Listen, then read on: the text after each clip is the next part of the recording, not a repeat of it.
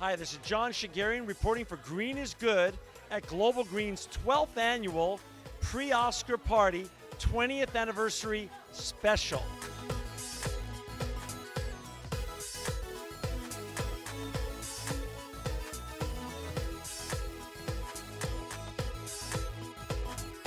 We're here with the Executive Director of Global Green, Les McCabe. Les, tell us what's so special about tonight's big event. Well, I think that important thing about tonight's event is the only one of its kind. I mean, literally, as you can see, we're stepping on a green carpet right now, which is symbolic of the fact that Global Green is about green urbanism, it's about resiliency, and it's about sending a message in what is important in this part of town, which is Hollywood, the entertainment industry, about how important the environment is. Yeah, and tonight also there's going to be like a focus now on green, Global Green 2.0. Right. Can we talk a little bit about Sure, 2.0? yeah. You know, Global Green's been around 20 years since its founding by Mikhail Gorbachev and Diane Meyer-Simon, and they've done some amazing work in the U.S. and abroad in a whole variety of areas. But when we realized that we wanted to plan for the next 20 years, we sat down to form a strategic plan that would focus primarily on two key areas. The first area, John, is green urbanism, which is a pretty big umbrella, right? It includes anything in an urban area, and that's really driven by the fact that, as you know, 80% of the population in the U.S. lives in an urban area now. Right. Globally, in 2015, it'll be 80%. The other piece of it is resiliency and respond to climate change. With 40% of the U.S. population living in coastal areas, and as we witnessed with Katrina and Sandy, the effects of climate change, we're really committed to responding to that. So there's two key areas, green urbanism and climate change and resiliency. You know, Les, this is your first Global Green event as the Executive Director. Right. Share your thoughts a little bit about what you did before you joining Global Green, and now how's the first beginning of your tenure Right. gone? Well, it's been interesting and exciting at the same time. You know, before I came here, I worked for an international program called Semester at Sea. And I had the chance literally to travel the globe 9 times around the world to so many places, from India to South Africa to Vietnam to China, and really be able to witness firsthand the impact of pollution and climate change on other countries abroad, and really see the devastation that was caused and how that impacted the lives of people living there.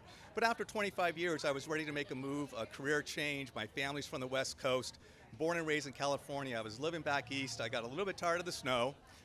Talking about climate change, and was contacted about this position. And the two things that appealed to me, John, was number one, the word global, and number two, green. So I really felt I could build upon my international experience and the environmental pieces that I learned along the way, in addition to my early education, higher ed, and make it a perfect fit. Got it. And, you know, going back to what you were talked about earlier about green urbanism for the next 20 years, Global Green 2.0, share a little bit about LA and green urbanism and how that interrelation really makes a lot of sense. Sure, absolutely. You know, it's the second biggest city in the United States. It's an important place for us to focus our time and energy. We're based here for a reason, and while we have offices in New Orleans and DC and San Francisco and New York, the opportunity to do good work in LA, which is very progressive, has a very progressive mayor, and citizenship that knows that if we don't start making changes, that the lifestyle of the citizens of LA County becomes very challenged by traffic, by pollution, by the cost of living, a whole host of things. And so we're involved in several projects in LA, in Little Tokyo, and Koreatown, in consultation with developers for housing that's affordable, that's green, and that can really change neighborhoods and really serve as a catalyst for change that can emanate from those projects. Got it. You know, and we're right now on this beautiful green carpet where many of your celebrities and also sponsors are going to be walking in just in a couple minutes. Can you share a little bit, give us a little preview of tonight? Who's going to be here tonight? Why does it make it real special? And how is this kind of messaging so important? Because Hollywood really does set the trends and the taste for the rest of the world. Right. Well, with people from Orlando Bloom to stars of television series and everyone in between, I think by coming tonight, they really send the message that why this week is about the Academy Awards, and it's an important week for Hollywood, that by being at this particular event on our green carpet, they can send a signal to not just the people watching the awards, but they can send a signal really to the population around the world that being a celebrity, being in the entertainment industry, and being green is an important message to send to people and to join them in the cause, so to speak.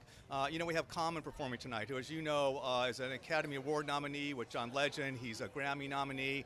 I think when we were approaching different people to perform, we really were looking for individuals like Common that are committed to the environment, that really want to present themselves to an event like this to signify their support of change in the environment and otherwise. Les, I see a car about 25 feet from us, and this is a city of cars. Right. And talk a little bit about that car and who some of your sponsors are and why it's important in a city of cars that you have a car sponsor who's going to be talking a little bit about green cars. Right, no, absolutely. GM's new Chevy Volt is our primary sponsor tonight, and we're really proud to have them as sponsors.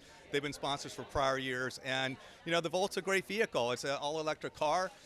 You're starting to see more and more of them on the road. This is the next generation of Volts, and the fact that GM gets behind this event is a major supporter and brings the vehicle here, I think it's symbolic to the people that are walking the green carpet, the people that are attending the concert, that these vehicles exist in an affordable way, and that driving them does make a difference, not just from an economical standpoint, but also from the standpoint of leaving a small to nothing footprint, unlike regular fossil fuel vehicles. So from celebrities to green electric cars, here in LA, pre-Oscar, this party has it all. I think it does, and this is the 12th time we've done this party, and we look forward to doing 12 more plus, and it really does stand out, I think, amongst all the other Oscar parties this week. So we're very proud of it. We're proud of our sponsors. We're proud of the celebrities that support us in this, and of all the media that comes to learn more about Global Green and 2.0 in our next 20 years. Les, it's such an honor to meet you tonight and to interview you, and I wish you all the luck in your new position, and I wish you all the luck tonight to have just a smashing event. Thanks, John. It's great talking to you, and thanks for being here tonight.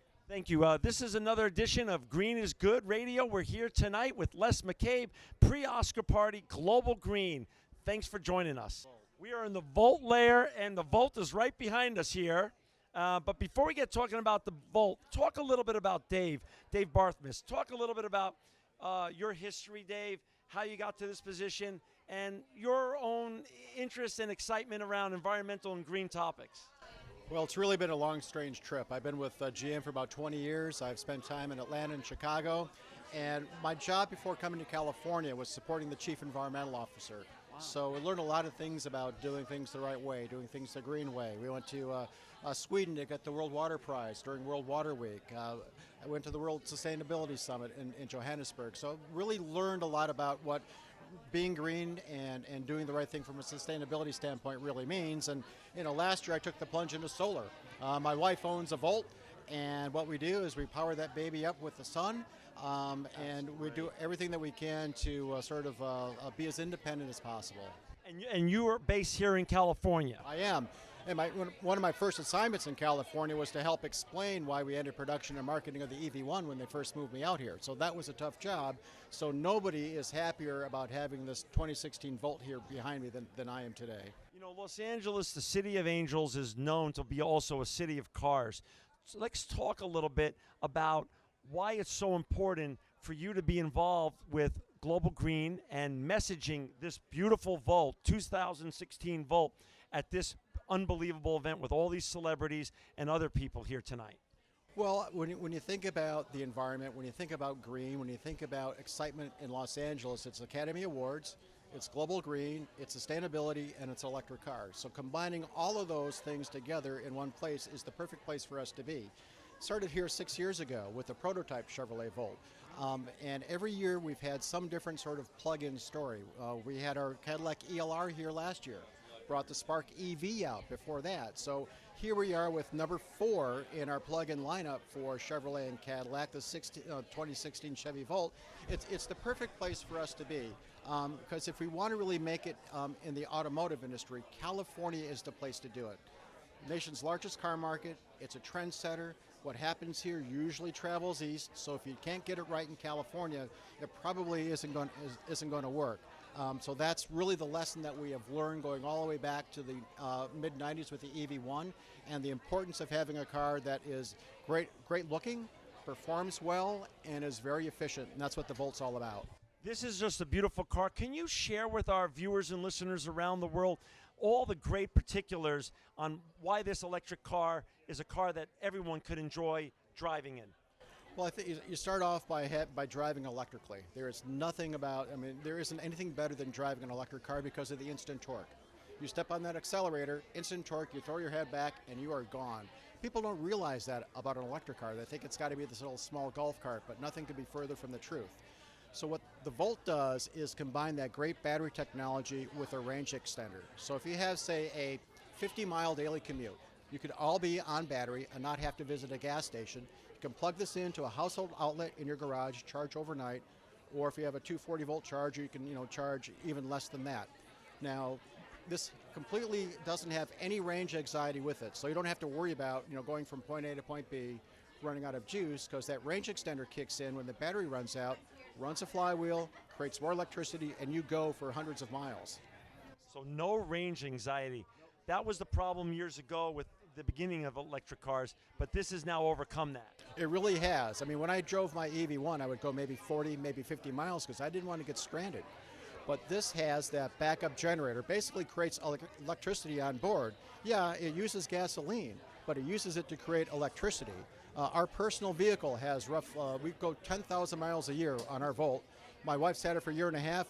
We haven't cracked our third tank of gas yet. So that's the beauty. 3 tanks of gas and 10,000 miles. That's just incredible. Is this 2016 model already available to our viewers and listeners yet, or when will it become available? It'll be available later this summer at Chevy showrooms, so stay tuned. There'll be plenty available for sure. Talk a little bit, GM has been a frequent guest on Green is Good, and GM is focused so much on being environmentally on the right side of things and also doing things the right way, not only just in the cars you built, but in the factories that you manufacture these cars and how you your DNA and culture is green. Can you share a little bit more about all the green things going on at GM right now, just to give our listeners just a little taste? Well, you can't just build a car and not worry about how you build it. So we really have focused on our manufacturing facilities to make sure they use less energy. They put out zero waste. We have dozens of manufacturing facilities that are zero waste landfill facilities. So when you take a trash can out to your curb tomorrow, you've already put out more trash than some of our plants do in an entire year. So it's a very long story.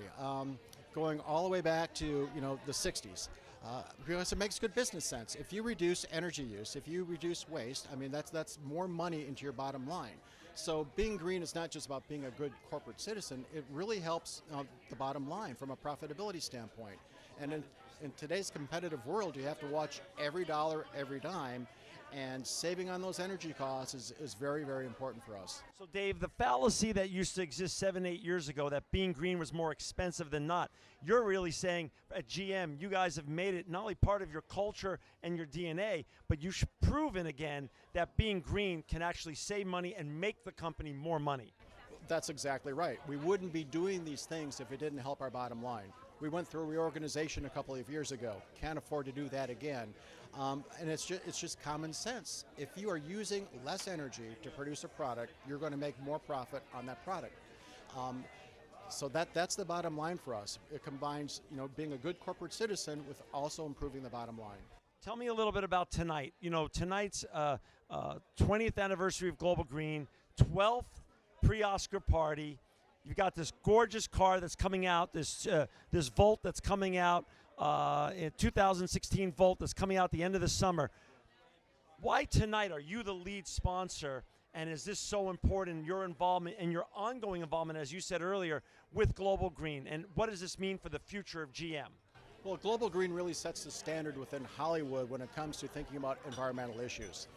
It used to be that stars were arriving at these Oscar parties in vehicles other than ours. So it's great now that we have sort of assumed a place on the green carpet, and you see the celebrities arriving at places like this in a Chevy Volt, or like last year in a Cadillac ELR or a Spark EV. We've also announced the fact that we're going to build a new all-electric vehicle based on the Chevy Bolt with a B concept. It'll be priced at about $30,000 and have at least a 200-mile range. So that could be the vehicle we're going to be showing off at the next, Global Green pre-Oscar party. I don't know. It's very important for us to have a place here, have a role here, be seen as good partners, because Global Green's advocacy for electric vehicle technology has really helped us become the #1 selling plug-in in the country, and certainly here in California. So it's just good business to be here, and it's great messaging to do this together in tandem. And you foresee that staying for the future, for future events, just like you've done previous events with Global Green. As long as we have cars with plugs in them, or it runs on things other than gasoline, or we're doing something to help improve communities or to clean emissions in the air, Global Green is the right partner for us to be associated with, for sure. Dave, I'll give you the last word. And again, thank you for being such a great and loyal sponsor, but the last word is yours. Well, the only word I would have is I would encourage folks to go out to a Chevrolet dealership, take a test drive in a Chevy Volt. If that's not the car for you, maybe that Spark EV is the car for you. If that's not the car for you, maybe a Chevy Cruze is the car for you. And if you want a Cadillac car that does the same thing, we've got an ELR. So stay tuned. We've got 4 vehicles with plugs in them. We've got technologies that'll meet sort of every kind of need. We're just very, very happy to be here. Dave Barthmas, thank you for being with us. GM, again, on Green is Good Radio. And if you want any type of electric vehicle, as Dave said, they've got something for you. And this gorgeous 2016 is coming soon to a Chevy dealership near you later this summer. This is John Shigarian at the pre-Oscar Global Green Party here in Los Angeles tonight with Dave Barthmas and GM. Thank you for joining Green is Good Radio. We're honored to be here today, and we're honored to have with us Walker Wells. Welcome to Green is Good, Walker. Thank you. Happy to be here. Walker, this green urbanism thing I want to understand that more. We talked a little bit before with Les McCabe about it. Can you start fleshing it out for our listeners and for our viewers to explain what green urbanism means, not only here in LA, but on a national and potentially international basis?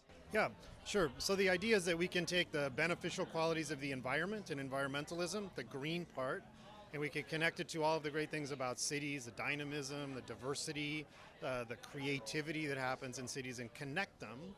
And we can actually end up with a result that is less impactful on the environment and more dynamic as a place to live and work. So what this would mean is it would be looking at a city, and really our approach is to look at neighborhoods and identify ways that we can reintroduce nature or really natural or ecological processes.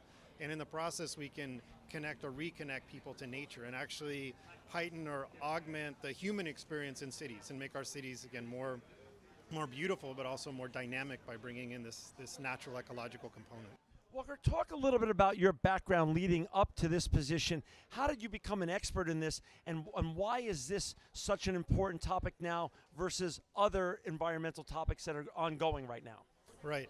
So in terms of how one becomes an expert, this is a field that doesn't necessarily exist, or it's maybe a better way to state it is this is a field that's constantly evolving. So there was no way to go study about it and then do it. You sort of invent it as you go along. Right. So I think all of us are a little bit self-taught. And then I forgot the rest of your question. No, it's okay.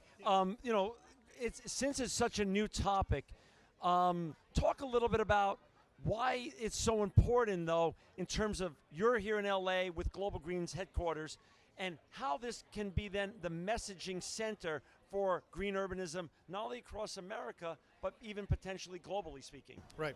Okay, well, Global Green established itself in LA on purpose because the basic idea was said, let's go someplace difficult, a place that's not historically been associated with the environment, that's associated with smog and sprawl and bad development. The idea was if we can identify solutions that can work here, then they can be transferred and replicated in other places that have similar patterns of development. So that would be through much of the Southwest, but we also see rapidly urbanizing parts of China, India, that are following what you could say as a not responsible pattern of development, auto-based, sprawling, resource-intensive. So the idea was to say, well, let's look at how LA could be retrofit. Let's demonstrate the possible here, and then the goal is to make the possible commonplace. That's so great.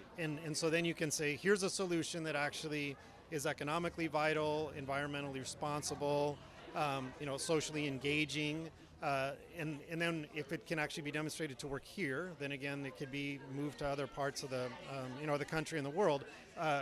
Our strategy here is we're working in some selected neighborhoods, often places that have suffered a lack of investment over time. We're working with community-based development organizations, nonprofit developers, to build these sort of hubs of sustainable activity in East LA, in South LA, up in parts of Hollywood, and then to kind of cultivate that and nurture that and start to create a network of this activity and expand that in the city, but then share that with our sort of fellow travelers nationally as they're doing related types of community development and community revitalization. Walker, how is your message of green urbanism and bringing it to the streets, how's that being received here in the city of Los Angeles? Well, so far so good. I think there's a lot of enthusiasm about this idea of green urbanism. I think it's exciting because it lets you just look at things from a slightly different vantage point. Instead of a vantage point of disinvestment or environmental degradation, looking for problems and maybe just trying to get back to zero, this idea of green urbanism is to look for opportunities, look for assets, and then to say, how do we make things better? We don't want to just remediate back to to a benign point. We're actually looking for benefits, again, to people and to the environment. And so I think it's inspiring because you get a different frame to view cities and environmental activism from. Walker, let's talk a little bit of politics. We have a very activist mayor here in terms of environmental policies and his green credentials in Eric Garcetti. A lot of people are telling me now that Washington is really stuck in the mud. Nothing great is happening in Washington, and all the real action for progressive environmental policies are happening in the cities. Is this really one of the exciting parts of your opportunity and your job here at Global Green and your new push for green urbanism? Yes, yeah, very much so. So I think there is this narrative that things are locked up in Hollywood, so we need to look at cities. But I think the real history is that innovation has always come from cities, and it's always come from neighborhoods. And cities are inherently a place where you get people and ideas mixed up, bouncing into each other. And this is how innovation gets bred by, I run into somebody who's interested in I'm an urban planner, you're interested in media, maybe you have some other background, and we go, wait a minute, our two backgrounds can fit together and we can create something new. So I actually feel that right now, politically, the opportunity is in cities, but I also feel like you demonstrate the possible in a city by working at the neighborhood level. And I think most of us as people will say, sure, I'm from LA or I'm from wherever, but you really identify with your home and then the neighborhood that your home operates within. And what's exciting is to try to bring this work to a point where you can get people engaged, because then they can take action on their own or in their informal groups, and they don't have to wait for government. Garcetti's doing phenomenal things, but we don't have to wait for the city of LA to launch a program. You can get together with your neighbors and, clean up the alleys, plant trees, collectively buy solar power, bring in people to provide fresh food. All of those things can happen kind of bottom up. So I think we need the bottom up, we need the top down, and that's how we can realize this idea of green urbanism.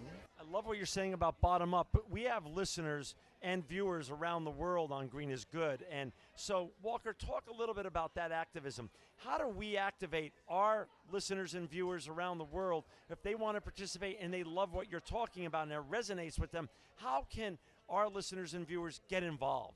Can they get involved?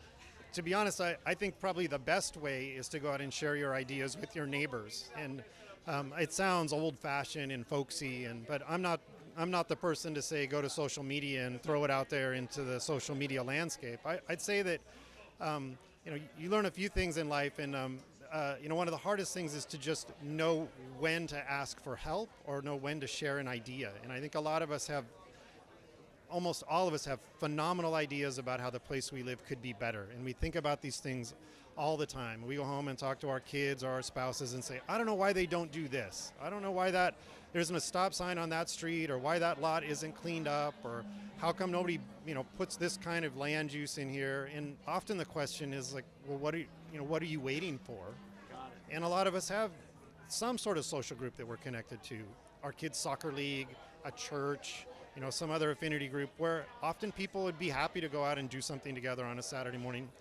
The reality is that gets the attention of the politicians because they respond to a constituency. So if somebody says, do you know that these 25 people showed up and did that thing on Saturday, council member? The council member's like, oh my God, something's happening that I don't know about. I better go talk to those people. then you have an opening, you can have a conversation about expanding, getting citywide support. But I really do feel it takes some individual initiative and then the action of a small group. So get involved is your message. Get involved, but really take initiative and take action. Take action. Yeah. This is your event tonight. It's a wonderful event, pre-Oscars, Global Green, the 20th anniversary, and also launching Global Green 2.0. Last words, anything you want to also share with our listener and viewers around the world?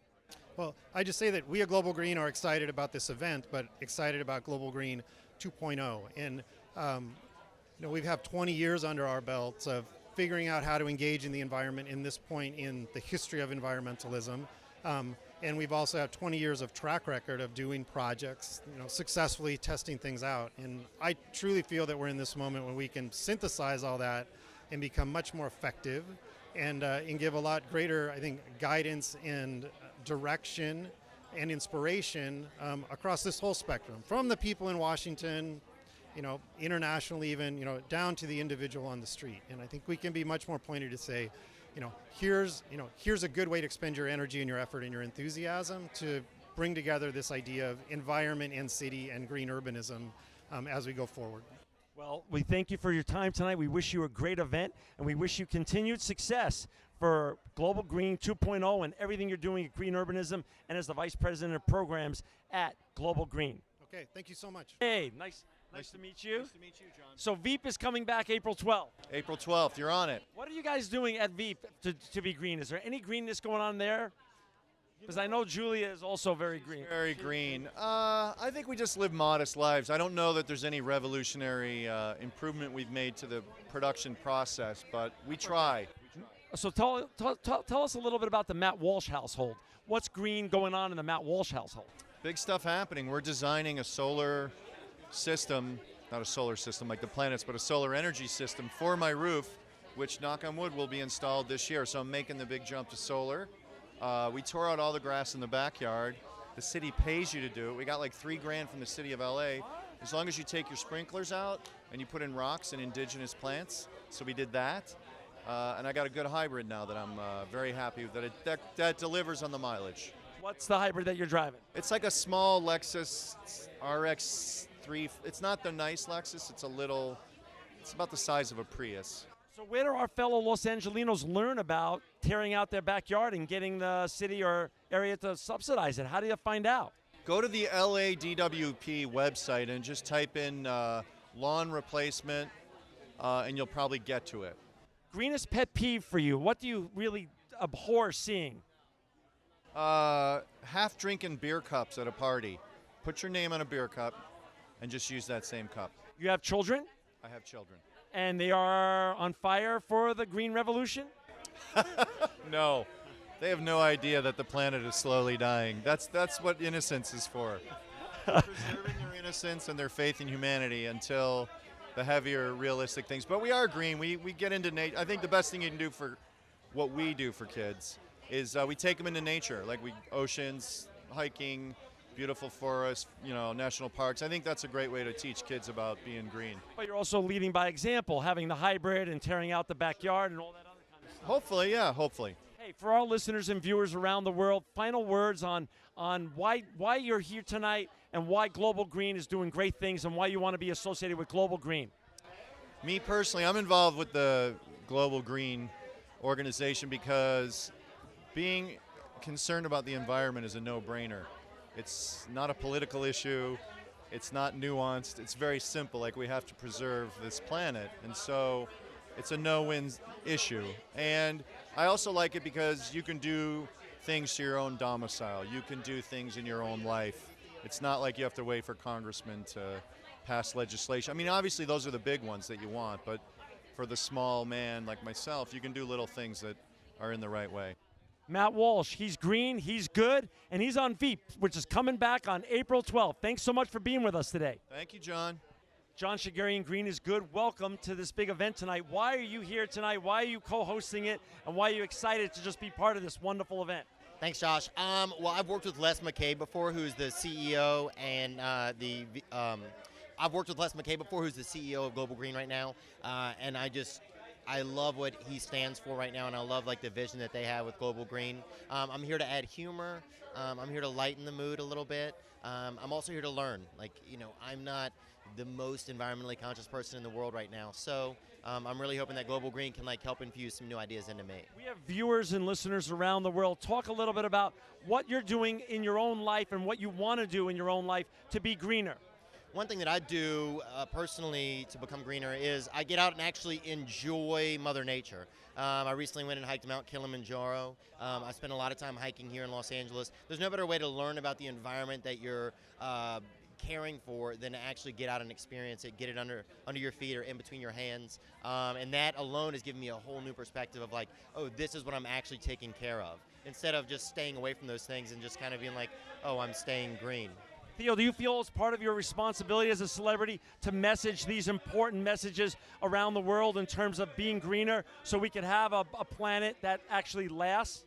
I don't know if I necessarily feel it's my responsibility. I mean, I think it's every human's responsibility to care about the planet that we're on. I do think it's our responsibility to all know that this is the only planet that we have. Unless someone finds a new one, then I think we really, really got to focus on this one. So this is plan A and there is no plan B. Yeah, for now, this is it. Yeah.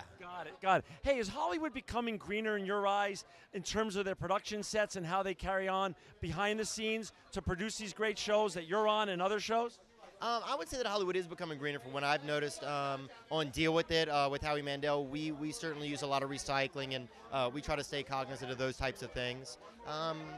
So yeah, I would say whereas opposed to 10 years ago being on a set, maybe you wouldn't notice that. So yes. Theo, thanks for being with us. Green is good, and you are green is good, Theo. Thanks, man. I'm green with envious of your tie tonight. You look great. Thank you. Billy, hi. John Shigerian, green is good. Green is good, John. Green is good. Billy Zane is good. John, good. All right, for the Tarzan Network, thank you.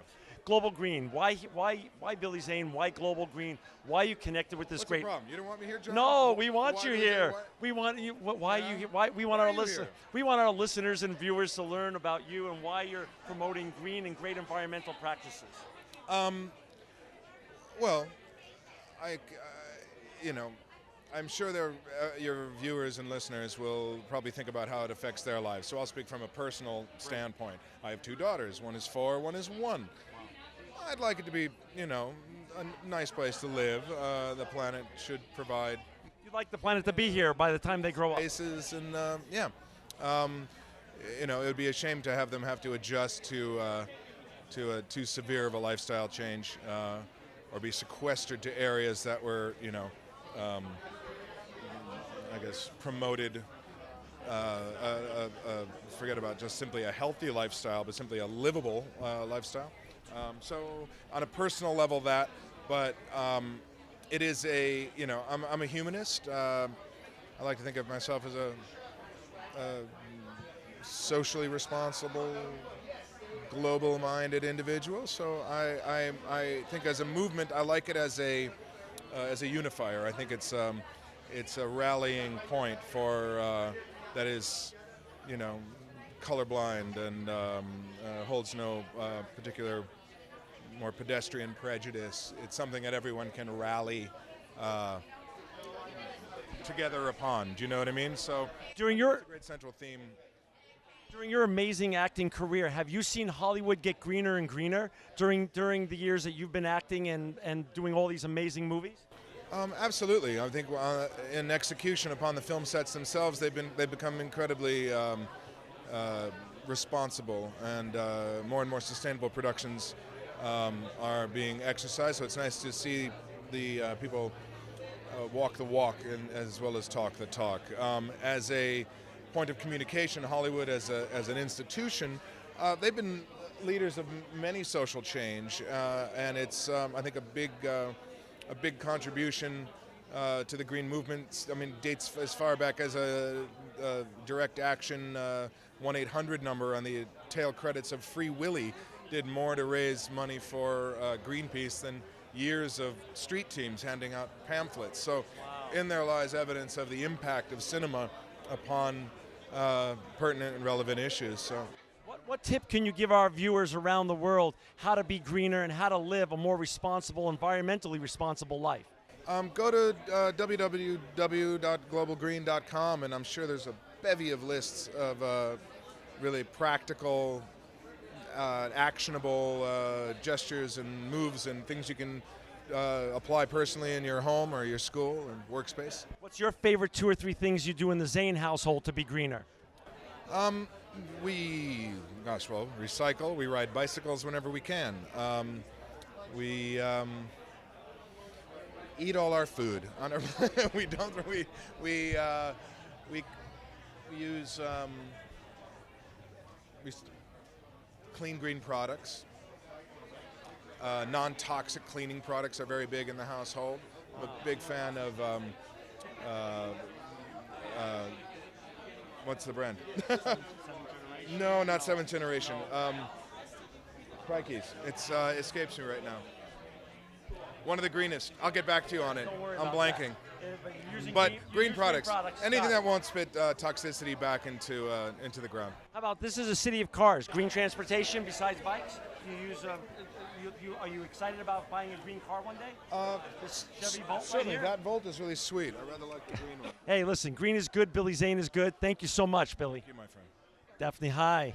Hey, so tell us a little bit. A lot of the questions are the same, but tell us why Global Green and why are you involved with Global Green and why is that so important to you? Global Green is really important to me because they work within cities and inner city as well. So they put solar on inner city schools, inner city housing. They have an educational department that goes into schools and teaches kids at a young age how to be sustainable, how to live a life like that. So not only do they work on the environment, but they work on the people, us. And I think that's really an important thing. It's not about like saving a piece of land out there. It's about changing our habits and our mentality because we're the only ones that are going to change it. Daphne, in your career in Hollywood acting, have you seen Hollywood become greener and greener, or is it staying the same? Well, I was a part of, in 1991, I was on one of the first films that started recycling all the paper. A lot of paper is wasted. That was for Disney. Deborah Hill was on the board with me. We're founding board members of ECHO, Earth Communications Office. And so, the problem is, I think that lately generators need to go solar because our trailers run all day and they have heat and air conditioning. I would love those to go solar, like in solar generators. And also, I'd love to cut down even more on the plastic bottles. I bring my metal container and then I want to fill it up at a faucet, but there aren't always faucets around, so. Right. How about in your own household? What are you doing to be greener in your own household? Well, we don't use single-use plastic, so I don't buy bottled water. We use the Brita. It's very simple. We compost and we recycle. We have 2 Priuses. And I think most importantly, we don't do things that we don't need to do just if we're bored. Like even buying things. Americans go and buy things that they don't need, and they don't realize how much energy that costs to make that thing, to ship it to you. If we cut down on our expenditure, that's the way to go. For our viewers around the world, how can they be greener wherever they are right now? Be mindful. Be mindful about what you do. Is this good for the planet or is it not? Do I really need to buy this? Do I really need a bigger this and a bigger that? And probably you don't. And probably the smaller choice is better for the planet. Daphne, so pleasurable having you today. You really are green, and green is good. Thanks. Thank you for coming on Green is Good, our listeners and viewers around the world. I was watching, just by chance, flipping through channels the other night, and I watched you on Looking. You rock, man. Oh, thank you so much. That was a very important episode, and you're doing wonderful work there. So thank you for all the great work you're doing, important work. I appreciate that. I mean, I'm the only character on TV that's HIV positive, and I think that reflects a lot of the numbers that we're seeing that are the same since the 90s. That is just so important. And just like that's important, being here tonight at this Global Green event is very important. Why are you here, and why are you so motivated to message good responsible environmental practices? I think it's incredible when artists use their exposure to help for a good cause. And so anytime that's happening, I'm always there. And I think that this is a really incredible event and an important event that people remain green and take care of our earth. Daniel, you got a big following. For our listeners out there, what are you doing to be green? My favorite thing to do is to have receipts emailed to you, because I usually keep them in a box and then they get all old and faded, and this way you can get things sent to you and keep them in a little folder on your computer and keep it digital and keep it clean and keep it green. Got it. Are you doing anything? This is a city of cars. Do you use any? I ride a bike. I don't even have a car. You ride a bike. Wow. Yeah. That's just awesome. For our viewers around the world, how easy is it to be green? Is being green hard, or is it actually something that's pretty easy if they just think about it a little bit? I think change for anyone is hard, but when you realize the good that you're doing for the earth, and you realize the good that the time that you're actually saving yourself, and a lot of issues, I think that then it becomes just a fact of life. Daniel, continued success on looking, and you're just doing an amazing job. And thank you for being here tonight and messaging green is good at the Global Green event pre-Oscar party. Well, thank you. It's great to talk to you. Thanks so much. Green is good around the world. Our listeners want to know, why are you here tonight, and why being associated with Global Green important to you? Well, why not, right? It's a big cause. It's a good cause. You have a lot of celebrities supporting it. And I think it's just about really doing something good and showing people you got to go out there and be green. I'm not wearing green. I'm going blue, but it's because of the sky. I want to keep the sky clean, right? So green and blue are the colors of the earth, man. So you're right on point. Water, green, grass, we got it. Who inspired you to be green? You grew up in Canada. Is it your Canadian upbringing, or did someone in your life inspire you to be green? Oh, definitely. I mean, growing up in Canada, you see, you have a lot of green around you, a lot of land. When you come out and you go to, I've been all over the world, so you start appreciating what you have. So you're like, hey, I want to try and make the world a better place and try and support a good cause. I can't do it alone. You can't do it alone. So if we all try and teach people. I drive a hybrid car now, so I'm trying to make things better. I mean, hey, if you do a little part, I do a little part, we all. Besides the hybrid car, what are you doing in the J household to be greener? I'm trying to recycle. I'm trying to use the same bags when I go grocery shopping, right? I bought the bag. I'm trying to stay clean. We're all going to make mistakes along the way, but I try and recycle when I can. Last word for you, for our listeners and viewers around the world. How easy is it to be green, and what can they do to get involved? Just get involved, recycle, be clean about it, live a clean life. That's it. Clean life, healthy eating, and go green, and just watch what you're doing and try not to waste. Ricky J, you are great, and green is good, and thank you so much for being so good yourself. Thank you, man. Stay green, man. Matt Peterson. Matt, we are so honored to be here tonight. You were the first one to bring me ever here to the Global Green events. Talk a little bit about your new role in the city of LA and what you're doing and why you're here tonight, continuing the great tradition that you started. Well, I'm excited to be here as a board member of Global Green and a co-founder, but now I'm in my role as Chief Sustainability Officer for Mayor Eric Garcetti in the city of Los Angeles. It's a real honor to serve the citizens of LA and really prepare Los Angeles for the future of becoming a more sustainable city. You are Mr. Sustainable. You have taught me so much and inspired me and so many people around the world. What are you going to bring to the city of LA and do differently that's never been done before? Well, our biggest challenge is water. How do we reduce the amount of water we consume and increase the local water supply? We import 90% of our water right now from hundreds of miles away. So we need to increase our local water supply. We need to do that by cleaning up our existing groundwater. We need to do it by recycling water and capturing the stormwater that now just goes to the ocean. So we have a lot of work to do to prepare for the reality of drought for decades to come and make LA the leading big city in terms of conservation and water. Your mayor and our mayor, Eric Garcetti, is very much into technology and also sustainability. How are you going to converge those two and make the city a greener and better place to live? Right now, the Department of Water and Power is piloting a program called Water Smart that gives customers a visual-based tool online and in their mailbox that shows how they're doing compared to the biggest water users and their neighbors. And that's the kind of use of technology we need to use to give people the information to make better decisions. When you co-founded Global Green, did you ever envision the movement becoming this big and the organization being this successful? When I started, it was almost, 1994. Wow. And Diane Meyer-Simon brought me in. I had no idea where we'd go. I knew we could think big because we had Mikhail Gorbachev leading us globally. But we had to build from the ground up, and so enlightening, so exciting to see so many people come out for Global Green. Matt, you're considered a green rock star, and for all the great work you've done the last 20 years, you could have done anything. Why take the job here in the city of LA to do the great work you're doing as the first real head of sustainability, Chief Sustainability Officer of the city of LA? You know, when I was at Global Green, I had a great canvas to work with to make a difference in communities, whether it was in New Orleans or in New York and New Jersey after Hurricane Sandy, or in Haiti or in difficult parts of Africa that were struggling with violence.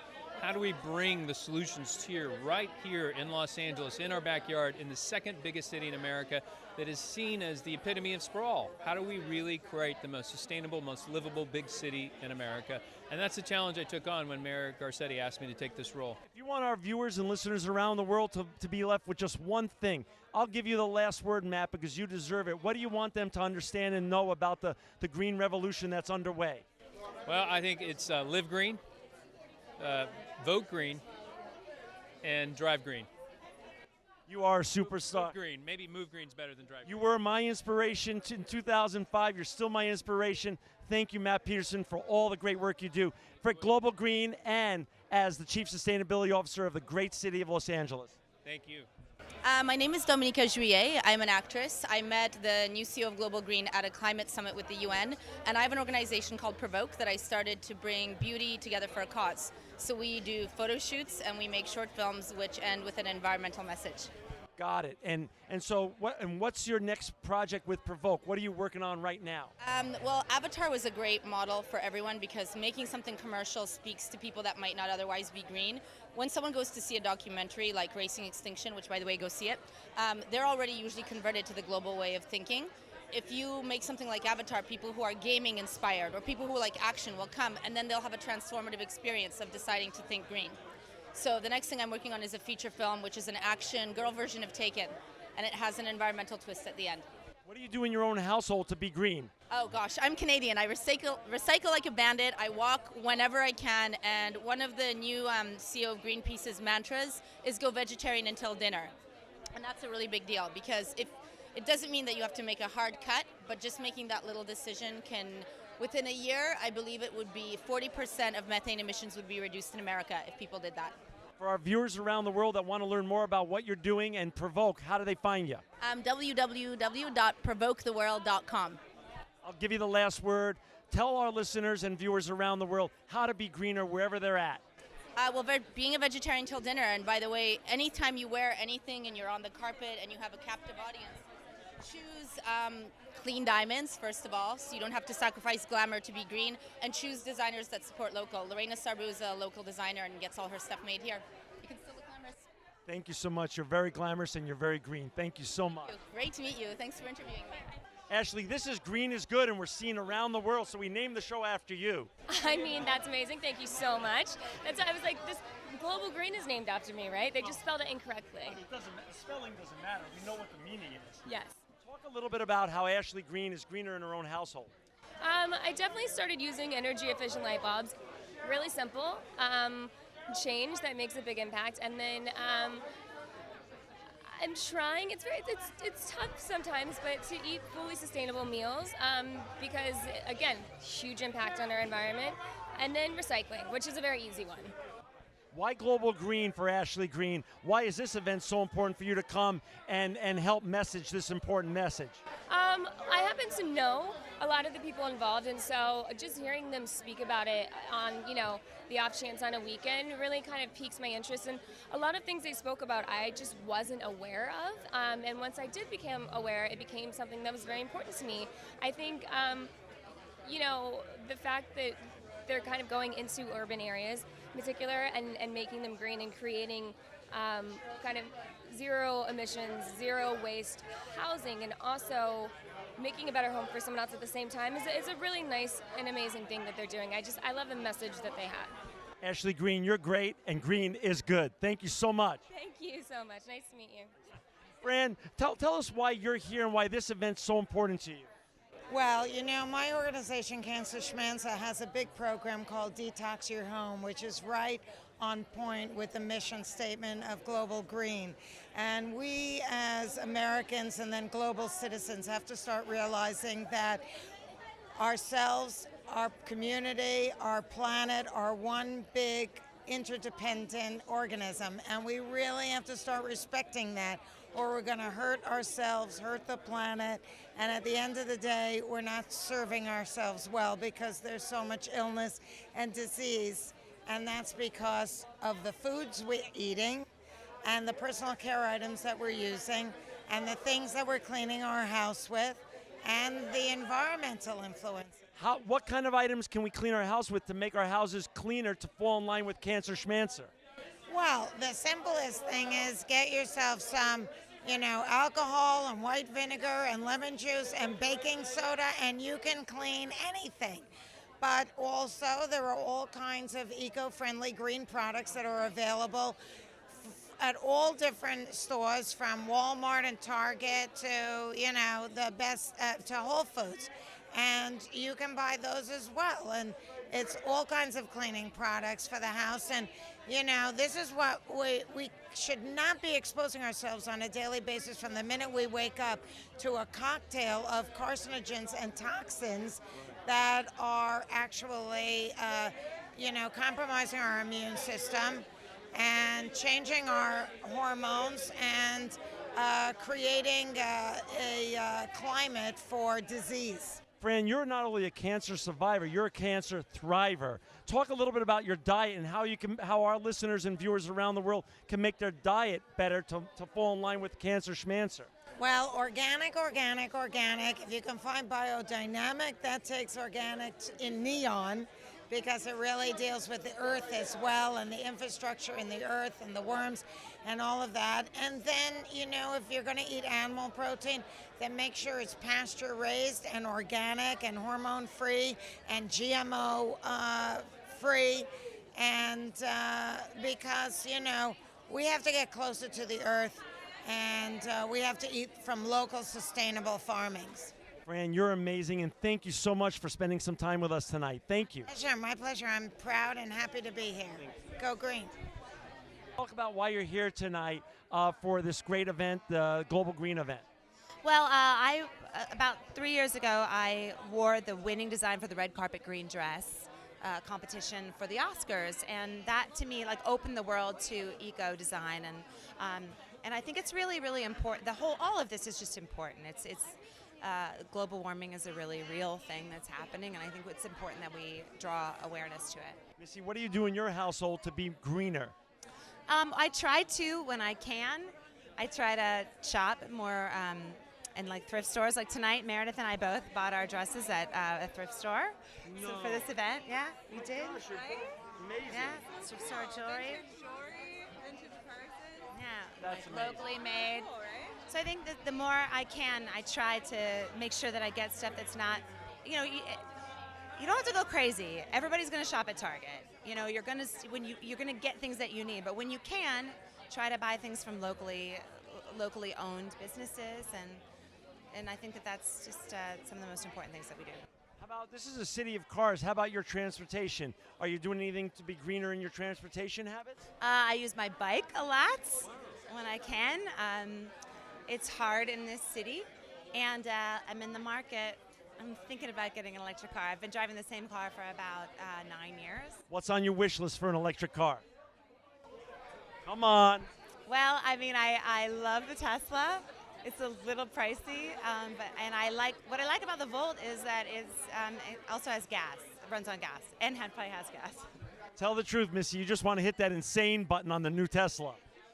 I rode a Tesla in a Tesla, and I almost shit my pants. That thing is so fast. It was incredible. Did they hit the insane button? Yes, they hit the insane button, and I was like, when their more affordable one comes out in a couple years, I'm like, can I hold out? But I'm thinking I might do a Chevy Volt lease for a couple years and just. Chevy Volts are cool. They're great cars, and we got to support them. They're supporting Global Green. Hey, talk a little bit about Gone Girl. Is the set? Is it really? Is it green? Was the set green on Gone Girl? Oh yeah. I think that they did their best. Yeah. Is Hollywood getting greener behind the scenes besides in front of the scenes? Yes. It's becoming. It used to be almost embarrassing how wasteful it was, and now it's very, very different. There's always people campaigning for water stations, and you get your own. A lot of the jobs that I go to, you get your own. You get a bottle when you get there, and that's yours. It's got your name on it, as opposed to a bunch of plastic bottles. For our viewers around the world, one green tip that everyone can do. Don't take a shower every day. Just live like the French and save water. Missy Piles, thanks so much. You're great, and green is good. Thank you so much. Thank you so much. My name's Beth Savitt. I'm the president of Shaka Movement, the Pivot in the Pacific. Got it. And right now, we have managed to have a moratorium on GMOs on the island of Maui and the county of Maui. And what's going on is they spent $12 million against our moratorium, our initiative that went on the ballot for November 4th. Who spent the money against it? Monsanto spent $12 million, more than all the money that was spent since '08 and all the elections in Maui County. I spent $200,000. We were told we'd never do it. We had to get 9,000 signatures on a petition to get the initiative on the ballot. Never been done before in Maui. We got 19. They threw out 33% of our signatures on the petition. You know, they say the signature's not quite right, or the zip code might be wrong. Normally about 12% to 20% are thrown out. They threw out 33% of our signatures. We still got on the ballot. Miracle. A miracle. They were putting on 30-minute infomercials at night, 8 o'clock. And I barely had money. And what happened now? Where's it? We won, and then I filed in state court for relief and to have the law enforced by Maui County. The next morning at 9 a.m., they went into federal court, and they filed against me a petition to have it taken away from the state court so I could not make the case in state court. So Monsanto got in collusion with Maui County, and now they decided to not allow me to keep it in state. They're trying to keep it in federal, and I'm trying to keep it local, homegrown. How can our viewers get involved and help your great cause? And what's the website? It is MauiGMOMoratoriumNews.org. And right now we're trying to keep it home rule. We would love to keep our own private attorneys. And every week I'm scrounging for more and more attorney money. And we also have a Right to Health platform. So if you go on our website, you can see all my legal filings. You can see how our money's been spent and all the people that are contributing to this wonderful cause. Can you spell your name and also give the title that you have of the organization? Yes. The organization 501c3 and 4 is the Shaka Movement, the Pivot in the Pacific. My name's Beth Savitt. I'm president of Shaka Movement. And Beth, can you spell your last name? S as in Sam, A, V as in Victor, ITT. And for our viewers around the world, if they want to get involved, they could go on your website and donate money, or can they? And also we'll be doing a call to writers very similar to Huffington Post. So please look for that. We'd love to have all various kinds of writers. It's important to, get everyone who has a voice a platform which to, speak and be heard. Beth? Publish. Beth, any final words? It's a miracle, and we can keep it going, and we can do this. And every county can replicate and duplicate our moratorium and what we're doing. County rule, people. County rule. Don't let them take it away from us. It's next to your schools. It's next to your hospitals and your workplaces. It's in the air and the water. These pesticides. Beth, keep fighting the great fight. We're so glad to meet you. Thank you, and thank you for this time. We had all the greatest guests on tonight. Les McCabe, Walker Wells. We also had the representative from GM, Dave, and all the stars that you just got to see. It was such an exciting night. Inside, Common's about to go on after dinner, and they're going to rock the house all night. We're glad you joined us. We're honored to be here, and we're going to be reporting from other Global Green great festivities throughout the year. Stay tuned and keep listening and watching to Green is Good.